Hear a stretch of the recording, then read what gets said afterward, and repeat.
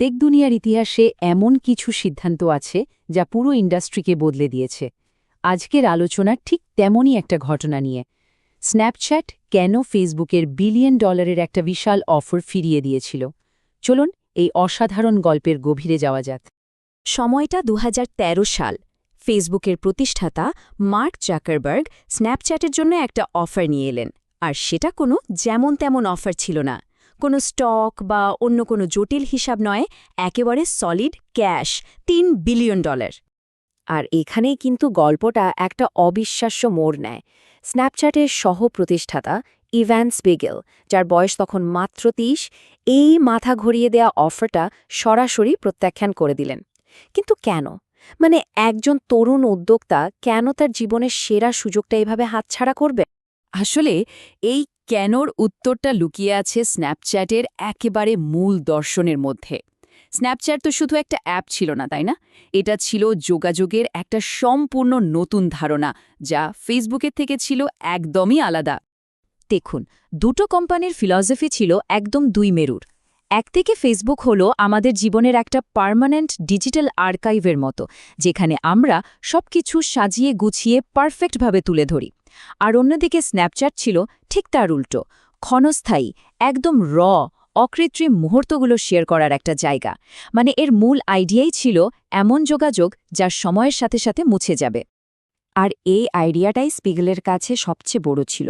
উনি নিজেই তো বলেছেন, পৃথিবীতে খুব কম মানুষই এমন একটা ব্যবসা গড়ে তোলার সুযোগ পায়। আমার মনে হয় কিছু স্বল্পমেয়াদী লাভের জন্য সেই সুযোগটা হাতছাড়া করা খুব একটা ইন্টারেস্টিং কিছু নয়। তার মানে তার কাছে স্ন্যাপচ্যাটটা ছিল টাকার চেয়ে অনেক বেশি কিছু। এটা ছিল তার ভিশন। তবে হ্যাঁ, এত বড় একটা সিদ্ধান্ত নেওয়ার পেছনে কিন্তু একটা সেফটি নেটও ছিল। ফেসবুকের অফার আসার আগেই স্ন্যাপচ্যাটের ইনভেস্টররা স্পিগেল আর তার কো-ফাউন্ডার ববি মার্ফিকে $10 মিলিয়ন করে স্টক বিক্রি করার অনুমতি দেয়। আর এই ব্যক্তিগত আর্থিক নিরাপত্তাটাই তাদের দিয়েছিল ঝুঁকি নেওয়ার সাহস, দিয়েছিল কোম্পানির ভবিষ্যৎ নিয়ে আরও বড় স্বপ্ন দেখার আত্মবিশ্বাস। তো স্ন্যাপচ্যাট তো না বলে দিল, এখন ফেসবুক কি করবে? তারা তো আর চুপচাপ বসে থাকার পাত্র নয়। তারা তাদের সেই বিখ্যাত প্লেবুকটা বের করল, হয় কিনে নাও, নয়তো শেষ করে দাও। ব্যাপারটা বুঝতে হবে, ওই সময়টায় ফেসবুকের জন্য স্ন্যাপচ্যাট ছিল একটা বিরাট মাথা ব্যথার কারণ।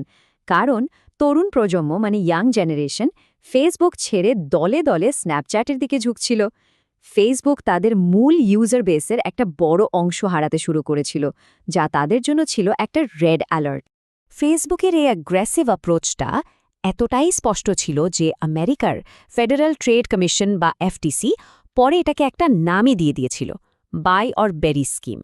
তাদের মতে এটা এমন একটা কৌশল যেখানে একটা প্রভাবশালী কোম্পানি হয় তার সম্ভাব্য প্রতিযোগীদের কিনে ফেলে, অথবা তাদের প্রোডাক্ট হুবহু নকল করে বাজার থেকে একেবারে গায়েব করে দেয়।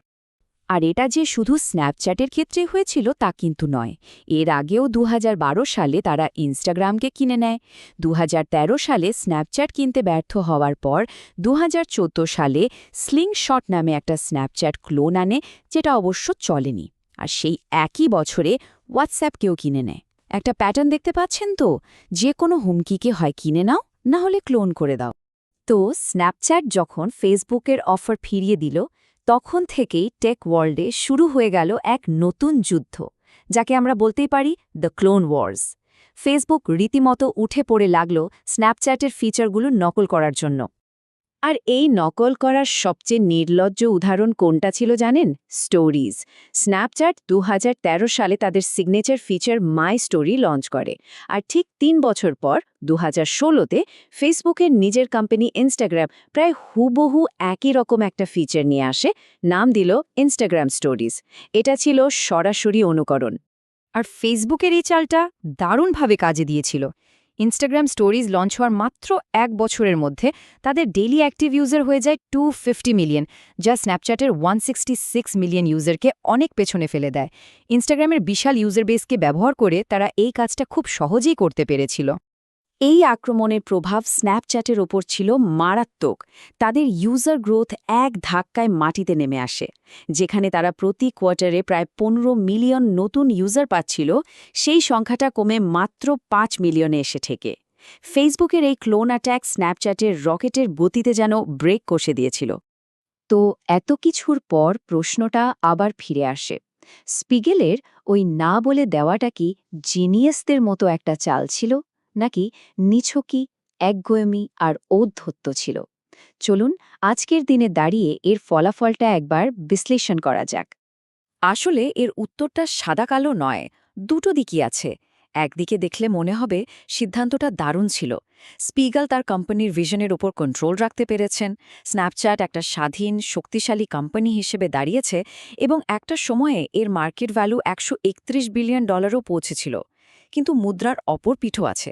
কোম্পানিকে মারাত্মক স্টক ভলেটালিটির মধ্যে দিয়ে যেতে হয়েছে, শেয়ারের দাম আইপিও প্রাইসেরও নিচে নেমে গেছে, আর লাভের মুখ দেখতেও অনেক সংগ্রাম করতে হয়েছে। শেষ পর্যন্ত এই পুরো গল্পটা আমাদের একটা বড় প্রশ্নের সামনে এনে দাঁড় করায়। এই লড়াইটা কি শুধু একটা ব্যবসা বাঁচানোর ছিল, নাকি নিজের একটা আইডিয়া, একটা বিশ্বাসকে বাঁচানোর লড়াই ছিল? এই প্রশ্নটাই হয়তো স্ন্যাপচ্যাটের যাত্রার মূল কথা, আর আমাদের সবার ভাবনার জন্য একটা দারুণ খোরাক।